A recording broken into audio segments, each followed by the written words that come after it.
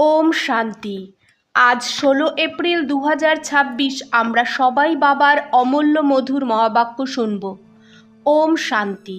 মিষ্টি বাচ্চারা যোগ থেকেই আত্মার খাদ বেরোবে, বাবার থেকে পুরো বর্ষা পাওয়া যাবে।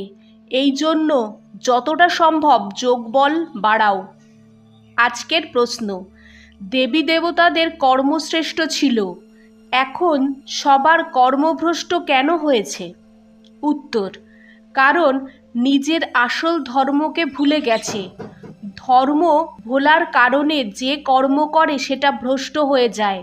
বাবা তোমাদের সৎ ধর্মের পরিচয় দেয়, সাথে সাথে সারা ওয়ার্ল্ডের হিস্ট্রি জিওগ্রাফি শোনায়, যেটা সবাইকে শোনাতে হবে।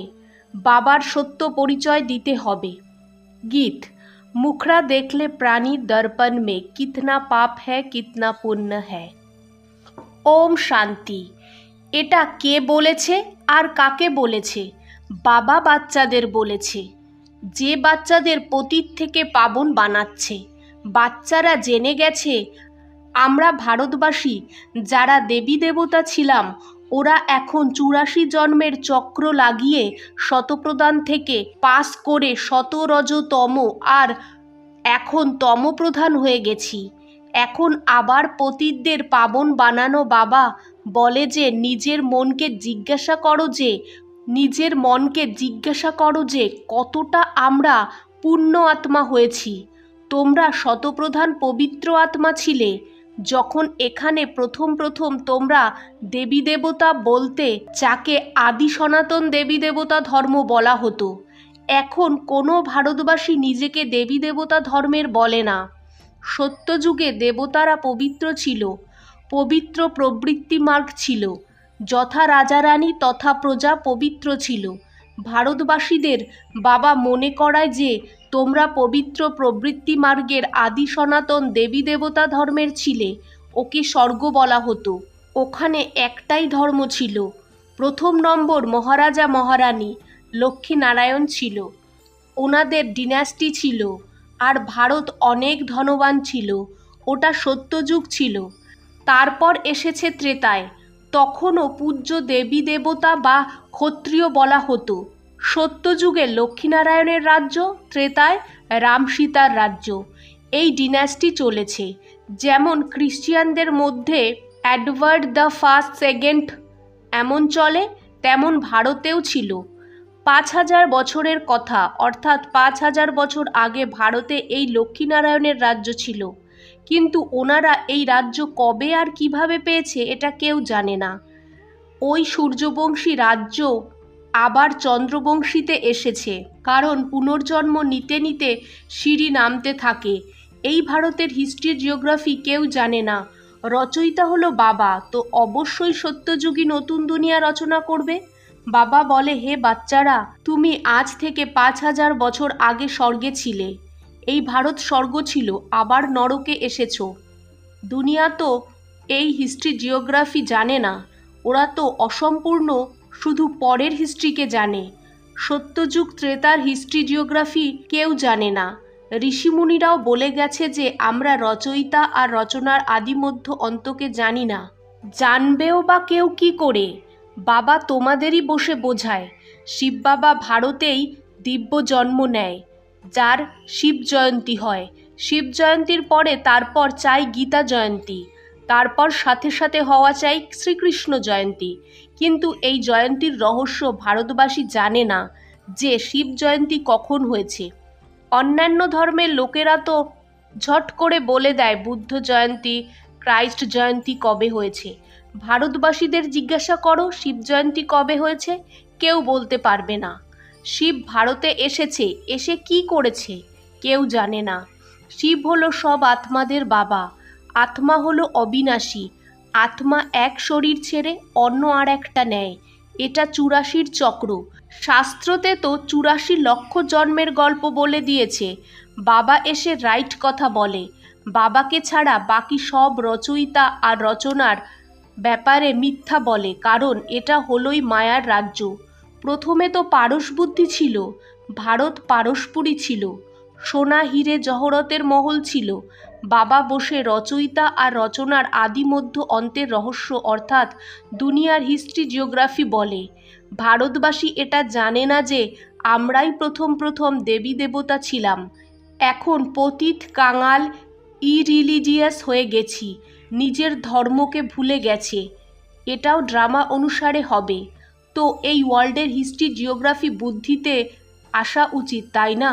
উঁচু থেকে উঁচু সব আত্মাদের বাবা মূল বাতানে থাকে, তারপর হয় সূক্ষ্ম বাতান, আর এটা হলো স্থূল বাতান।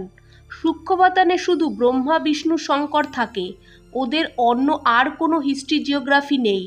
ওই 3 তলা বা ফ্লোর হয়। গড ইজ ওয়ান, যার রচনাও একটা, যে চক্র ফিরতে থাকে। সত্যযুগ থেকে ত্রেতা, তারপর দাপর, তারপর কলিযুগে আসতে হবে। 84 জন্মের হিসাব চাই, তাই না?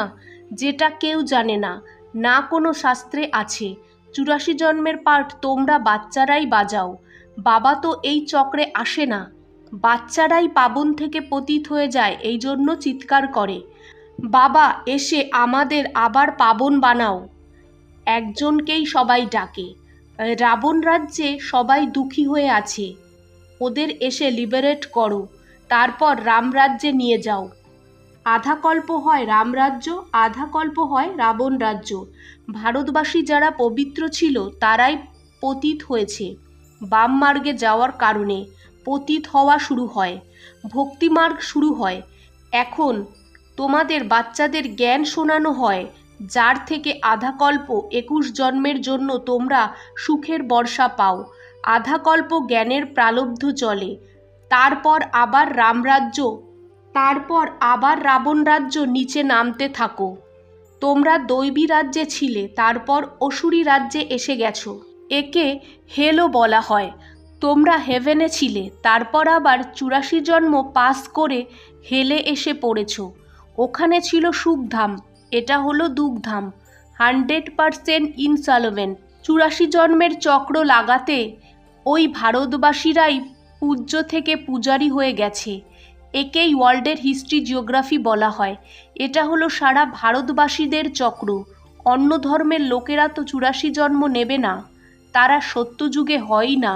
সত্যযুগ ত্রেতায় শুধু ভারতই ছিল, সূর্যবংশী, চন্দ্রবংশী, তারপর বৈশ্য শূদ্র বংশী।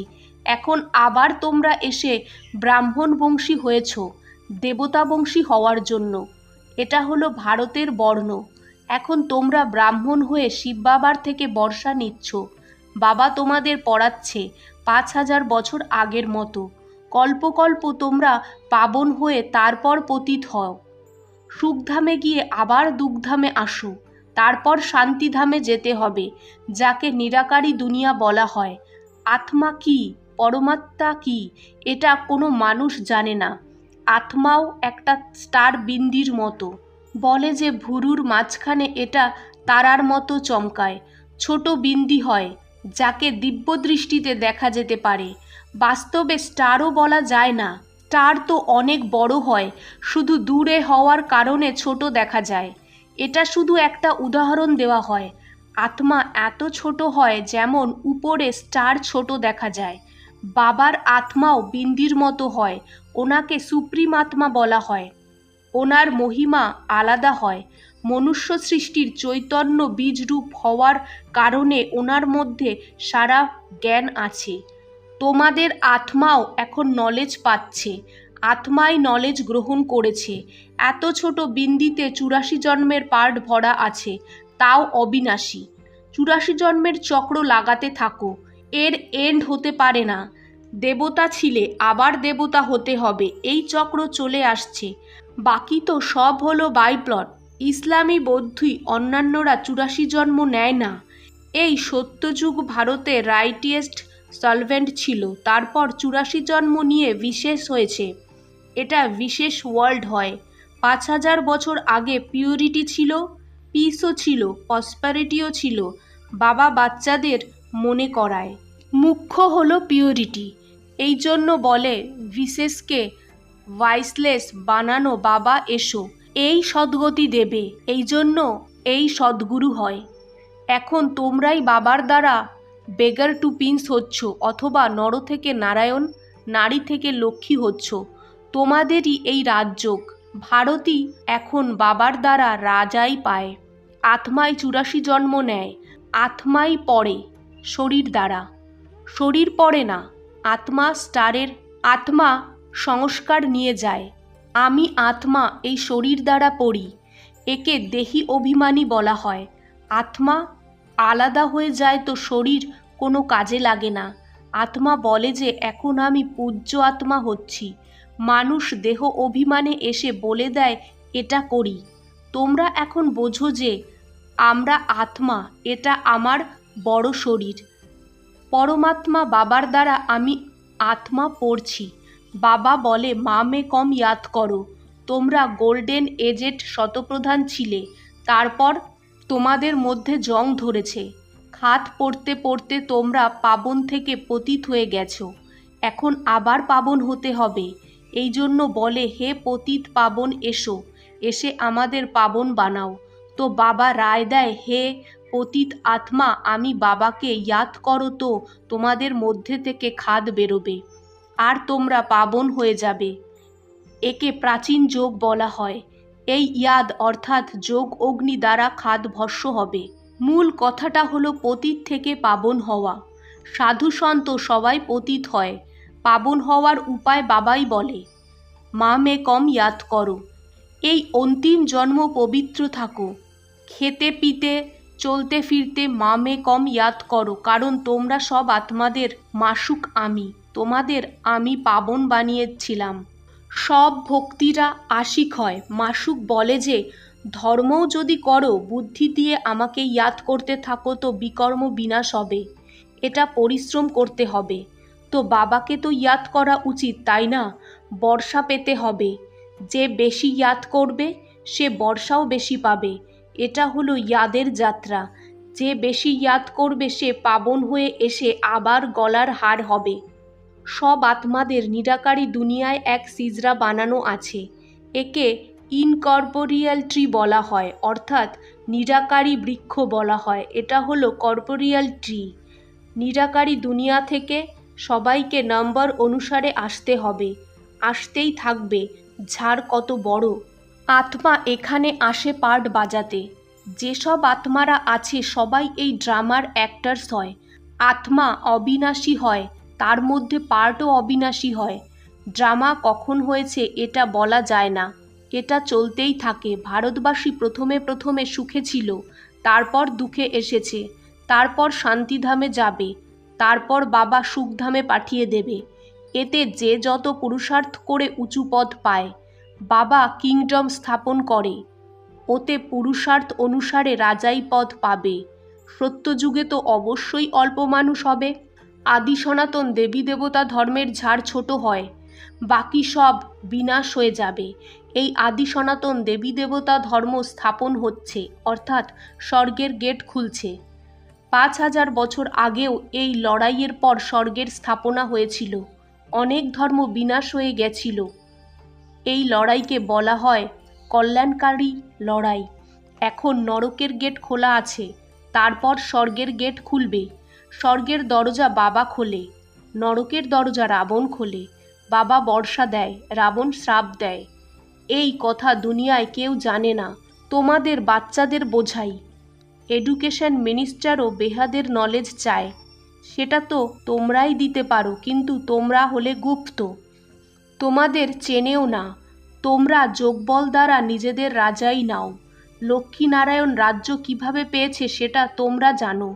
একে বলা হয় অসপিসিয়াস কল্যাণকারী যুগ, যখন বাবা এসে পাবন বানায়। শ্রীকৃষ্ণকে তো সবাই বাবা বলে না, বাবা নিরাকারকেই বলা হয়।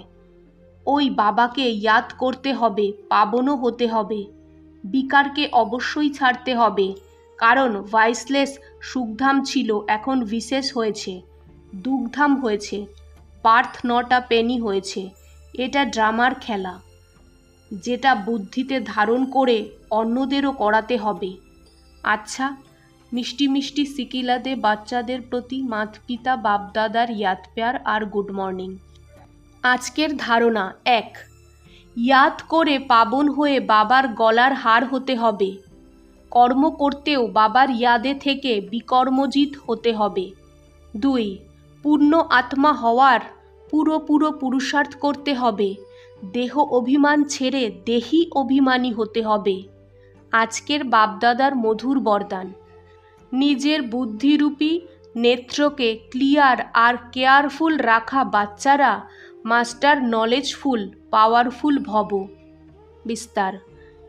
যেমন জ্যোতিষী নিজের জ্যোতিষের নলেজ দ্বারা গ্রহের নলেজ দিয়ে সামনে আসা বিপদ আপদকে জেনে যায়, তেমন তোমরা বাচ্চারাও ইন অ্যাডভান্স মায়ার দ্বারা আসা পেপারকে জেনে পাস উইথ অনার হওয়ার জন্য নিজের বুদ্ধিরূপী নেত্রকে ক্লিয়ার বানাও আর কেয়ারফুল থাকো।